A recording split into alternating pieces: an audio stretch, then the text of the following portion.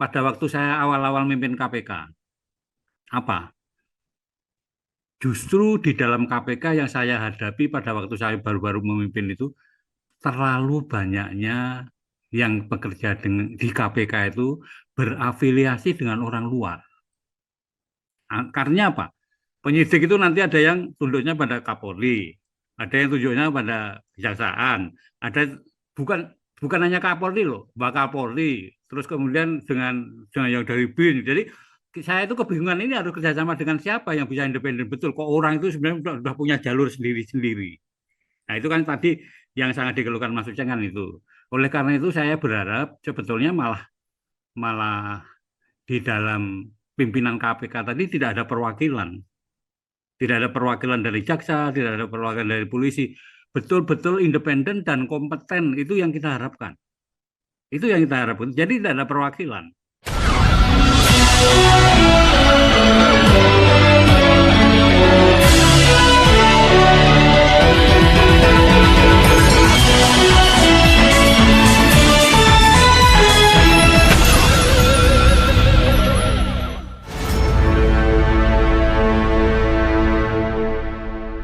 Assalamualaikum warahmatullahi wabarakatuh. Saya Hers Beno Arif dari Forum News Network. Ketua Komisi Pemberantasan Korupsi KPK Agus Raharjo ini ketuanya pada periode 2014 sampai 2019 ya. Itu dia mengungkap satu pengakuan semacam bongkar-bongkar daleman atau jeroan dari KPK bahwa menjadi pimpinan KPK itu tidak mudah.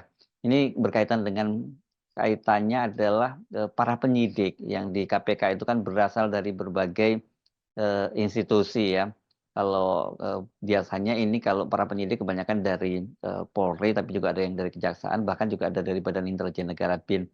Nah, tapi juga ada kalau di penuntutan itu pasti dari Kejaksaan Agung. Nah, dalam realitasnya itu meskipun mereka itu kemudian bergabung menjadi eh, pegawai KPK begitu, eh, para penyidik yang berasal dari institusi lain ini lebih tunduk pada institusi asalnya, misalnya yang dari Polri ya lebih tunduk pada Kapolri, dari Kejaksaan juga tunduknya pada Kejaksaan, dan kalau dari Badan Intelijen Negara itu ya tunduknya pada para petinggi di Badan Intelijen Negara. Bahkan kalau di mana di Kapolri itu kata dia bukan di Polri itu bukan hanya Kapolri tapi sampai Wakapolri itu bisa mengontrol para penyidik. Jadi betapa sulitnya ya posisi seorang pimpinan KPK itu dengan posisi yang tidak cukup independen, apalagi dengan situasi sekarang ini.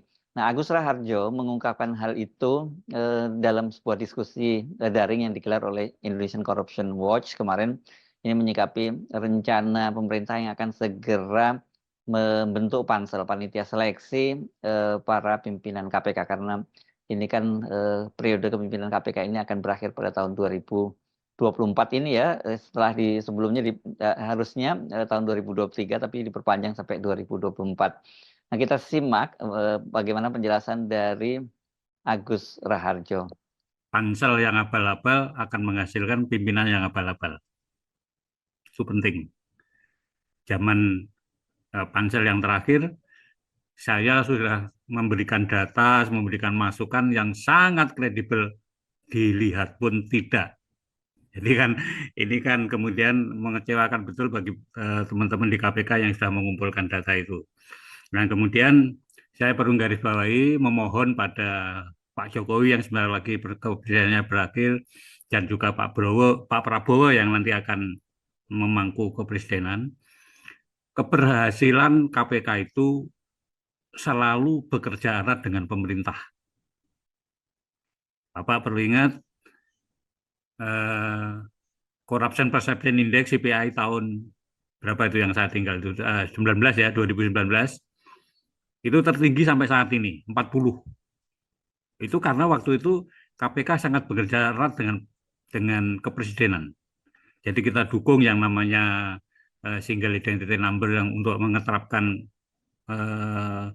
izin usaha yang cepat di tiap daerah itu kita dukung. Wah itu dampaknya bukan main. Jadi dampaknya akan sangat sangat besar kalau pemerintah itu bekerja sama dengan KPK.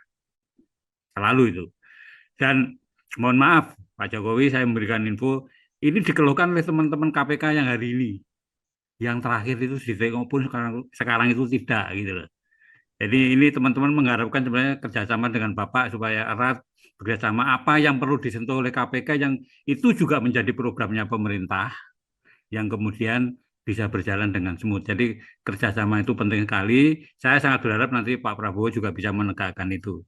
Jadi kerjasama dengan pemerintah itu sangat baik sekali karena yang tertinggi waktu zamannya Pak Jokowi juga yang memerintah tahun 2019 terus turun.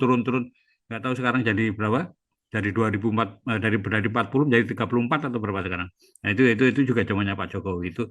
Itu pelajaran yang patut betul kita perhatikan. Dan kemudian saya sangat berharap sebetulnya yang dikeluhkan Mas Uceng tadi juga menjadi keluhan saya pada waktu saya awal-awal memimpin KPK. Apa? Justru di dalam KPK yang saya hadapi pada waktu saya baru-baru memimpin itu terlalu banyaknya yang bekerja di KPK itu berafiliasi dengan orang luar. Karena apa? Penyidik itu nanti ada yang tunduknya pada Kapolri, ada yang tunduknya pada kejaksaan, ada bukan bukan hanya Kapolri loh, Mbak Kapolri, terus kemudian dengan yang dari BIN. Jadi saya itu kebingungan ini harus kerjasama dengan siapa yang bisa independen betul. Kok orang itu sebenarnya sudah punya jalur sendiri-sendiri. Nah itu kan tadi yang sangat dikeluhkan Mas Uceng kan itu. Oleh karena itu saya berharap sebetulnya malah malah di dalam pimpinan KPK tadi tidak ada perwakilan. Tidak ada perwakilan dari jaksa, tidak ada perwakilan dari polisi. Betul-betul independen dan kompeten itu yang kita harapkan. Itu yang kita harapkan. Jadi tidak ada perwakilan. Bapak Ibu, saya tuh mestinya tes itu gagal di tahap pertama karena ujiannya itu undang-undang KPK. Saya kan nggak dalam betul undang-undang KPK. Ya kan hanya tahu permukaannya, tapi dalamnya sendiri kan saya nggak. Nah, untung waktu itu panselnya meloloskan saya gitu. Nggak paham betul ya undang-undang KPK itu awal-awalnya waktu tes pertama dan itu di tahap pertama. Panselnya kelihatannya oke lah ini pokoknya tahu, saya diloloskan. Karena ujian yang paling berat bagi saya ya di ujian pertama itu undang-undang KPK dan hukum-hukum itu yang kemudian saya sangat berat itu. Nah, saya kemudian saya berharap pansel nanti melihat itu jangan sampai terlalu pengetahuan yang sangat teknis, pengetahuan yang sangat dalam, tapi kompeten secara global, secara umum, dan kemudian yang paling betul adalah sebetulnya integritasnya. Nilai LHKPN-nya berapa itu yang paling penting. Dan saya juga berharap LHKPN itu nanti menjadi ukuran-ukuran kita menindak para pejabat kita. Karena salah satu tugas yang saya kurang bisa memfollow up dengan baik itu adalah laporan dari PPATK. Banyak laporannya. Banyak sekali dan kita kekurangan orang untuk mendalami itu. Kalau laporan dari PPATK sebetulnya kan sudah dalam tanda kutip lebih dari setengah mateng kan sebetulnya. Tapi kira kurang kurang bisa memfollow up itu dengan cepat dengan banyak. Hanya beberapa yang kita follow up. Nah, nah itu di Kurnia Ramadana jadi ya ber, ber ingin menyampaikan pada Pak Jokowi, Pak Prabowo, KPK dibaca dipergunakan untuk melakukan pemberantasan korupsi digandeng oleh pemerintah untuk melahirkan kebijakan-kebijakan yang sangat efektif untuk pemberantasan korupsi dan itu yang akan dinilai nanti oleh Transparansi Internasional betul-betul Indonesia berniat menjadi negara yang makin lama makin bebas dari korupsi ya. Jadi satu harus sadaran pada pansel nanti bahwa tidak didasarkan pada dari wakil dari penegak hukum yang mana, tolong didasarkan pada kompetensi dan integritas. Tidak perlu harus wakil dari mana. Ini juga perlu menjadi acuan bagi teman-teman di DPR maupun teman-teman di pemerintahan. Karena efektifnya pemberantasan korupsi itu KPK itu nggak bisa berjalan sendiri tanpa dukungan dari pemerintah. Nah, menurut saya dukungan dari pemerintah itu kan tidak harus di bawah presiden sebetulnya. Kalau itu sebenarnya diwakilkan oleh Dewan Pengawas tadi yang diberi tugas yang jelas, di undang-undangnya itu akan jauh lebih baik, tidak perlu di bawah presiden. Ya, jadi Dek Kurnia dan teman-teman sekalian, saya cuma berharap itu karena jadi pimpinan pansel itu harus betul-betul pansel yang kredibel itu ditunjukkan dari kompetensi dan integritasnya. Hasilnya nanti juga kompetensi dan integritas, tidak perlu wakil dari mana. Dan alangkah baiknya kalau dalam waktu yang bersamaan Presiden melakukan perubahan sedikit terhadap undang-undang, Dewan Pengawasnya diperkuat, tegas tugas, jelas tugasnya, kemudian tidak perlu di bawah Presiden. Ya, independen itu sangat jauh lebih bagus. Dan ada kalau kita berbicara bergeser sedikit, belakangan kan ada juga isu mengenai mau digabungkan dengan ombudsman apa itu ya. Nah, saya kok berpikir menggabungkan tuh nanti kalau indeks persepsi korupsinya sudah tinggi. Jadi kalau trennya udah langsung selalu baik, sudah 65 gitu, nggak apa-apa digabungkan dengan ombudsman. Tapi kalau sekarang saya berharap kok jangan, supaya ada kekuatan untuk betul-betul menegakkan anti korupsi makin baik di negara kita. Iya, kita bisa memahami ya dilema yang dihadapi oleh para pimpinan KPK itu pun kalau pimpinan KPK-nya sendiri juga berasal dari institusi independen. Beda dengan kayak sekarang yang KPK-nya kan dipimpin oleh Firly Bahuri yang sudah nonaktif gitu, yang dia tadinya berasal dari kepolisian gitu, dan ada juga beberapa hakim yang ada di situ ya di pimpinan KPK.